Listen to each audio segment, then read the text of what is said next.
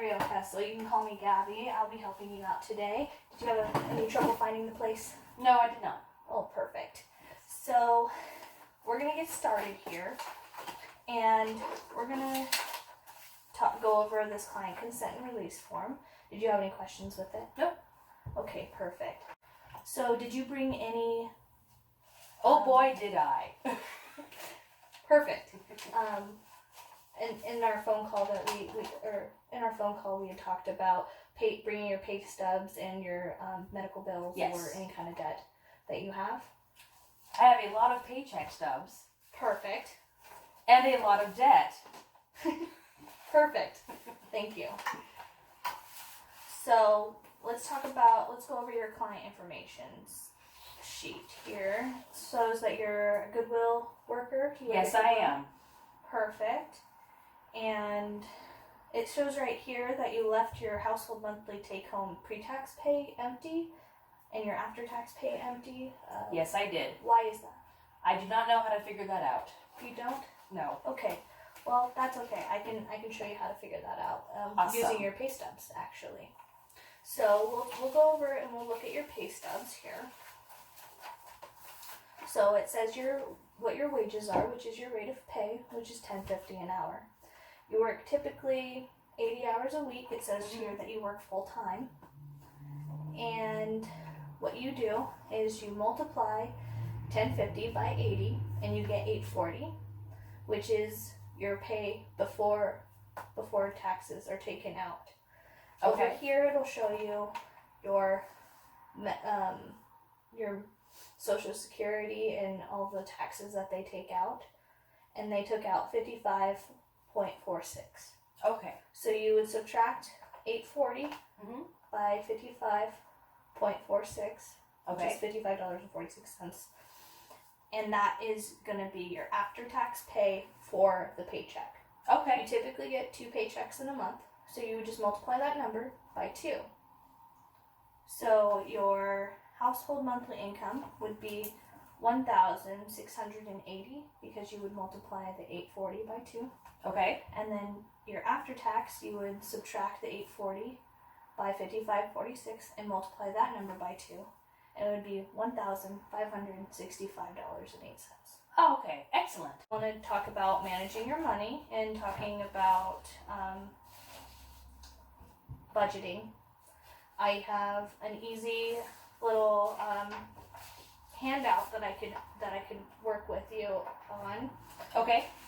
It's basically keeping track of your income and your expenses and your debt all in one little area here. So basically what you go through is it talks about your expenses here, which is I gave you just like a pre list, which it's possible that you don't have any saving or investing. Nope. Or it's possible that you don't have any health or life insurance. But I just gave you some typical areas. And so here is a column for your estimate. Okay. Here's a column for how much it actually is. Mm-hmm. And here's what's in your budget. Okay. So what's in your budget is a little bit different than your actual, because a lot of the time, if you get too far into debt, you don't have enough money coming in to pay for that. Right. So we can talk about prioritizing your debts. Okay. Which means that typically if you need to prioritize your debt, you want to definitely pay anything that's going to do immediate harm to your family. Gotcha.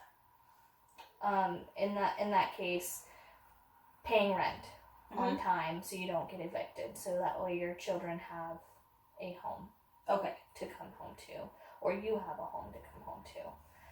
Paying your utilities so your house, or so you have power and you have hot water, etc. So those are all things that come first. Okay. These are called high priority debts, and that'll be what we talk about first. And so we'll make a list of things or of expenses, and then we'll put them in priority to each other.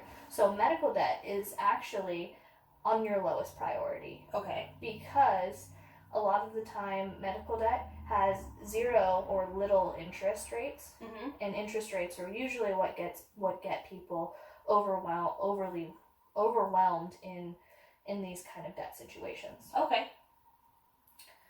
Because they have so much interest accruing that their interest is building faster than they can even make payments on it. So generally, a lot of the time, people end up paying the interest rates rather than the actual debt that they're working on. Ah. Okay. So for medical expenses, they don't usually have any interest rates. If they do have interest rates, they're very, very low interest rates.